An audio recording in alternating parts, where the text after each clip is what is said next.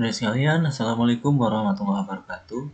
Untuk pertemuan dengan saya, Alfian, hari ini tentang materi mata kuliah promosi kesehatan tentang konsep perilaku kesehatan. Nanti kita akan bahas domainnya perilaku juga.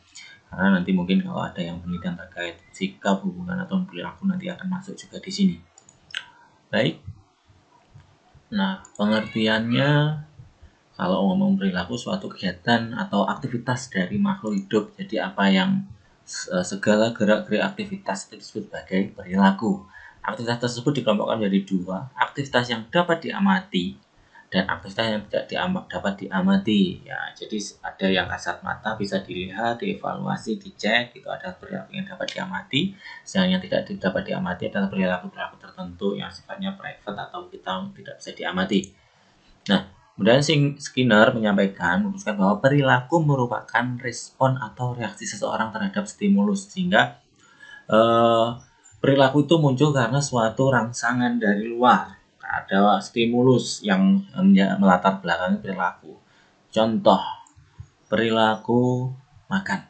Seseorang melakukan suatu aktivitas makan karena ada rangsangan dari tubuh membutuhkan suatu energi yang dibutuhkan untuk proses tubuhnya, sehingga maka akan muncul perilaku. Nah, itu contoh simpel analoginya. Kemudian ini contohnya, stimulus, organisme, respon. Ini adalah teori dari Skinner, SOR. Nah, udah ada dua jenis respon, ada responden respon, refleksif, dan operant respon atau instrumen respon, yaitu kalau responden respon ini adalah refleksif dari apa yang muncul dari stimulus tadi sehingga muncul suatu aktivitas, sedangkan operant respon, instrumental respon bersifat suatu tindakan yang lebih ke arah pada suatu kondisi instrumental. Kemudian ini respon yang muncul akibat rangsangan tertentu yang disebut sebagai exciting stimuli menimbulkan respon-respon yang relatif tetap. Makanan lezat menimbulkan serangkaian makan yang dimana reaksi ini akan memunculkan reaksi yang sama hampir pada semua makhluk hidup. Nah, contohnya seperti itu. Nah, apabila contoh-contohnya ini, kemudian respon ini mencakup perilaku emosional atau emotional behavior yang timbul karena hal yang kurang mengenakan. Individu juga bisa mendengar berita duka sehingga sedih, mendengar berita gembira, dan sebagainya. Kemudian operant respon yang timbul berkembang kemudian diikuti oleh stimulasi rangsangan. Rangsangan tersebut reinforcing stimuli atau reinforcer karena berfungsi untuk memperkuat respon. Contoh, mahasiswa yang rajin belajar nilainya baik, memacu semangat untuk mendapatkan beasiswa. Sehingga respon ini karena iming-iming untuk memperkuat, reinforcing ini memperkuat suatu motivasi, sehingga ada motivasi atau stimulusnya adalah sebuah motivasi ya, karena ada dorongan. Nah, itu disebut sebagai operant respon.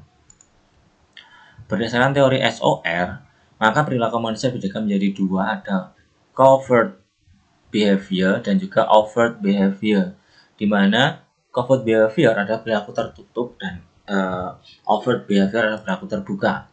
Nah, ini penjelasannya. Perilaku tertutup terjadi apabila respon terhadap stimulus tetapi masih belum dapat diamati orang lain. Bentuk covert behavior yang dapat diukur adalah pengetahuan dan sikap. Nah, sehingga kita nggak bisa melihat langsung terhadap suatu pengetahuan seseorang kalau kita tidak menggalinya, ataupun sikap seseorang kita kalau nggak menanyakannya kita nggak akan tahu. Nah, contoh seperti ini. Ibu hamil tahu pentingnya periksa ibu hamil untuk kesehatan bayi dan dirinya, pengetahuan. Kemudian ibu tersebut bertanya kepada tetangganya di mana tempat periksa ibu hamil yang dekat, itu adalah sikapnya. Sehingga kita nggak bisa mengamati secara langsung covert behavior karena sikapnya karena isinya adalah dalam bentuk pengetahuan dan sikap. Contohnya itu adalah covert. Kemudian perilaku terbuka terjadi apabila respon terhadap stimulus tersebut sudah berupa tindakan atau praktik yang dapat diamati.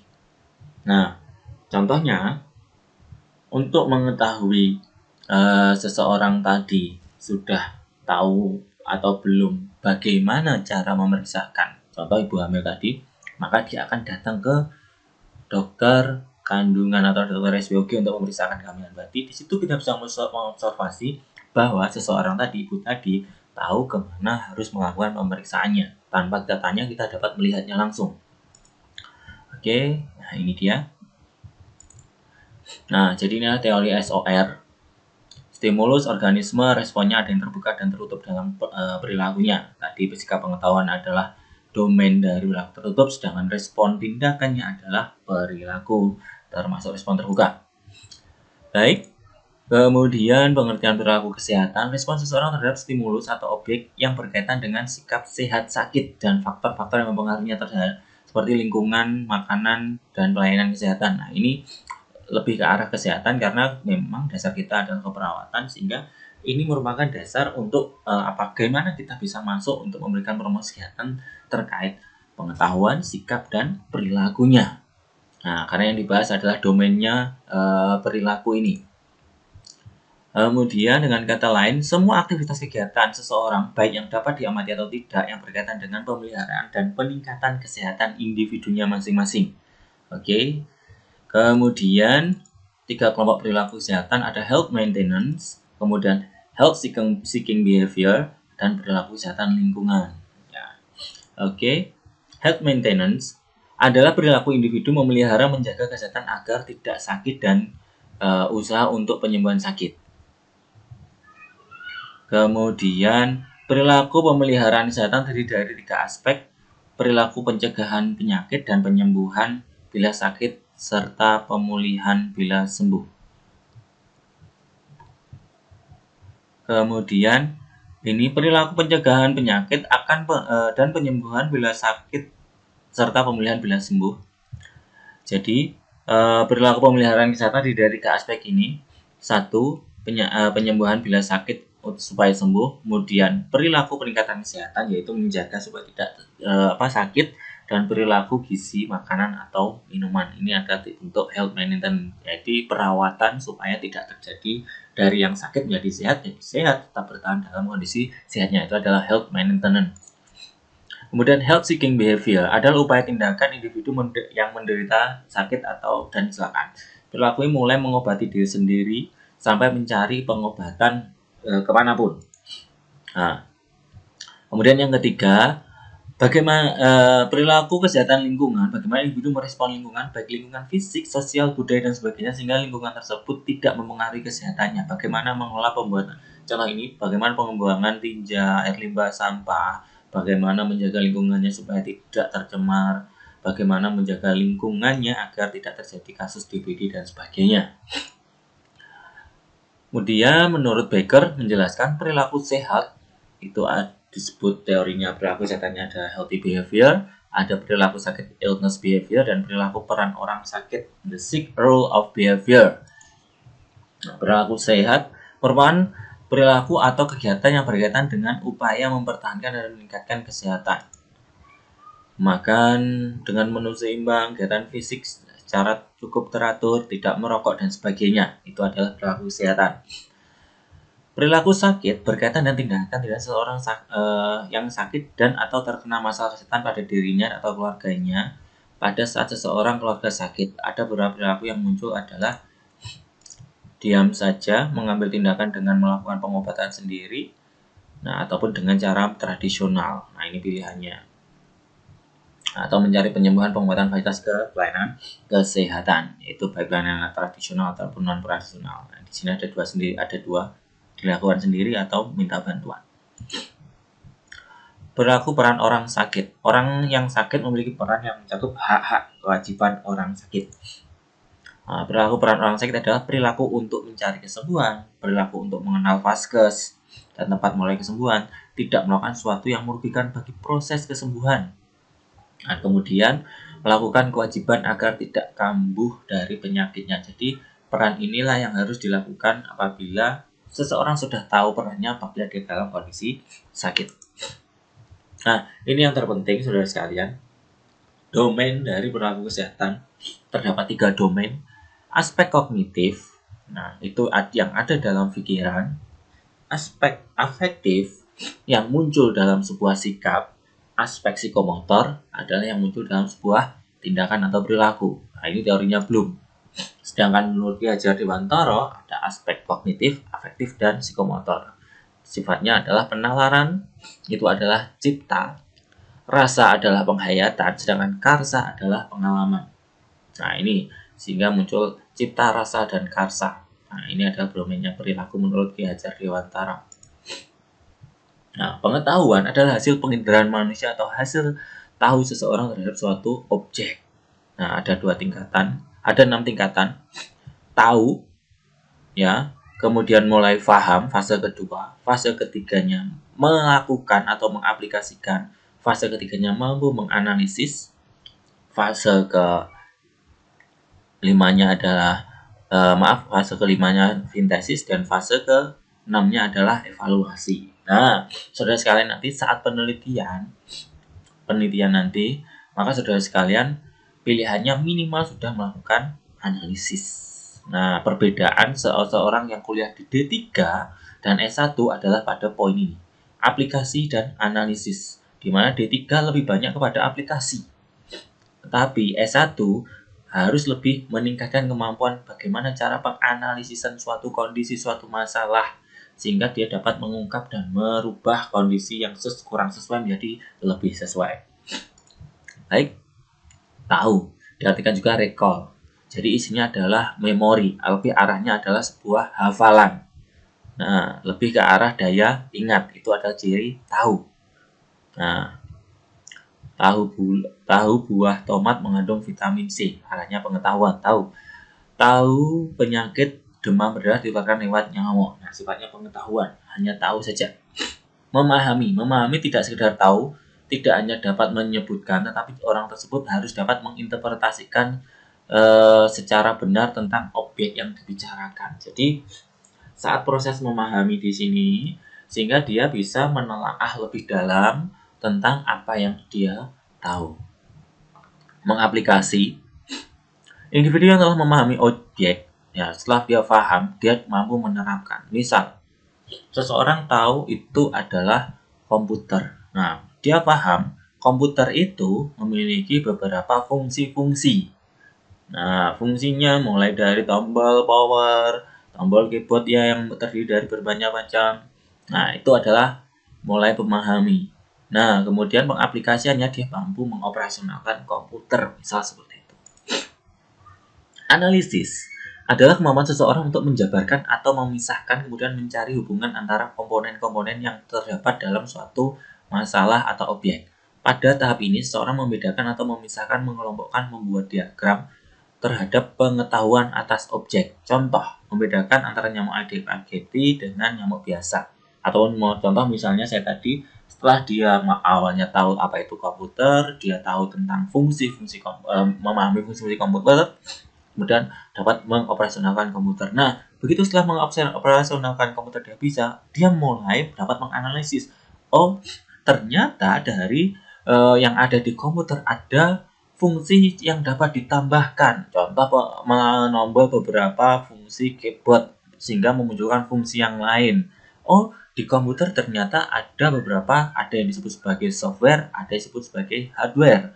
Nah, software dapat diinstalasi dan sebagainya. Nah, itu adalah contoh saat seseorang mampu melakukan sebuah analisis sehingga dia dapat mendalami lebih dalam lagi dari sekedar paham.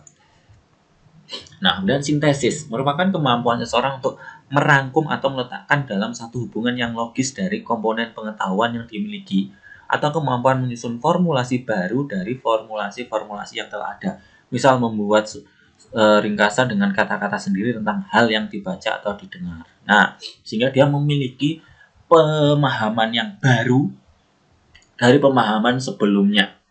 Ya, sampai contohnya sebuah penemuan baru dari penemuan sebelumnya, ya.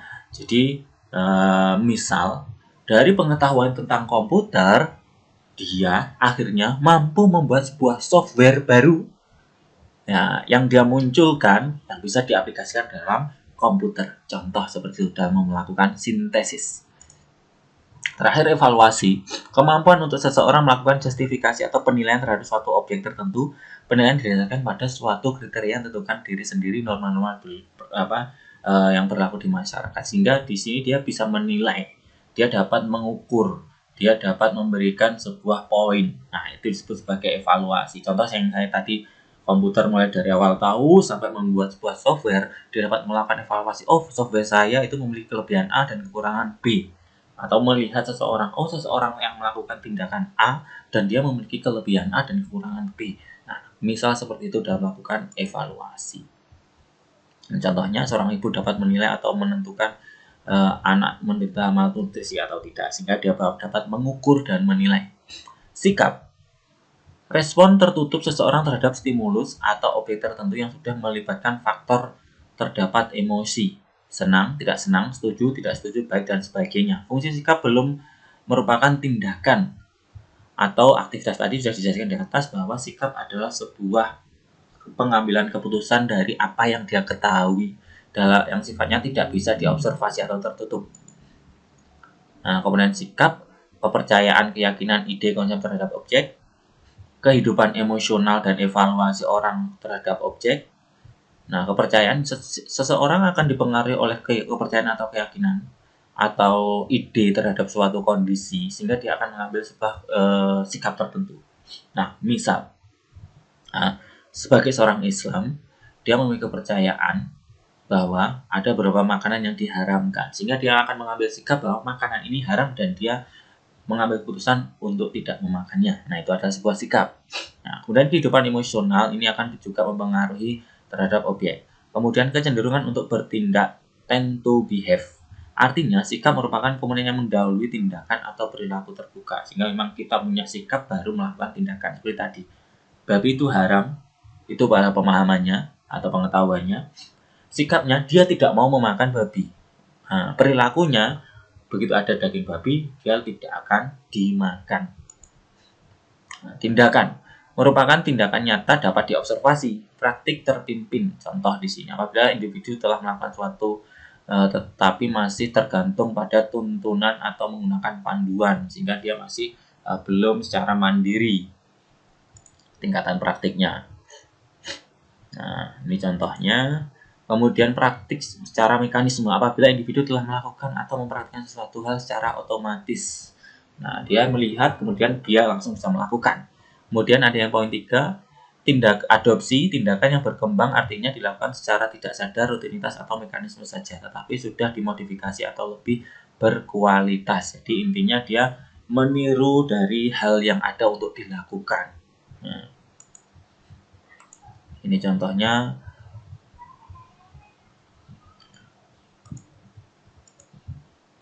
Nah, indikator perilaku kesehatan dan pengukurannya. Nah, ini pengetahuan kesehatan, sikap, dan juga praktik kesehatan. Saya lanjutkan. Pengetahuan kesehatan adalah hal-hal yang kita seseorang tentang cara memelihara kesehatan. Pengetahuan kesehatan meliputi, bisa dibaca sendiri. Nah, cara mengukurnya adalah mengajukan pertanyaan-pertanyaan atau melakukan wawancara atau melakukan pertanyaan secara tertulis dalam bentuk kuesioner atau Google Form. Hasil pengukurannya tinggi, sedang, rendah. Ini sesuai dengan beberapa konsep teori di mana pengetahuan dikategorikan tinggi, sedang, dan rendah berdasarkan persentase pencapaiannya. Sikap adalah pendapat atau penilaian seseorang terhadap hal-hal yang berkaitan dengan pemeliharaan kesehatan, mencakup sikap terhadap penyakit menular, sikap terhadap faktor terkait, sikap tentang fasilitas kesehatan, kemudian sikap menghindari kecelakaan dan sebagainya. Pengukurannya secara langsung pengajuan pertanyaan tentang terkait sikap, kemudian yang sifatnya langsung wawancara ataupun dengan menggunakan kuesioner. Nah, pilihannya setuju, tidak setuju. Nah, ini poin untuk mengukur sikap. Nah, cara tidak langsung, pengukuran pertanyaan secara tidak langsung ini, misal Anda diundang mendengarkan ceramah tentang nafsa, apakah Anda mau hadir, setuju, tidak, misal seperti itu. Praktik kesehatan adalah semua kegiatan kesehatan seseorang dalam rangka memelihara kesehatan, meliputi tindakan praktik hubungan dengan penyakit menular, tidak menular, tindakan praktik faktor-faktor terkait mempengaruhi kesehatan, tindakan praktik berhubungan penggunaan fasilitas pelayanan kesehatan, dan tindakan praktik untuk menghindari kecelakaan. Ini adalah komponen kesehatan yang dikaitkan dengan tindakan. Pengukurannya dapat secara observasi, pengamatan.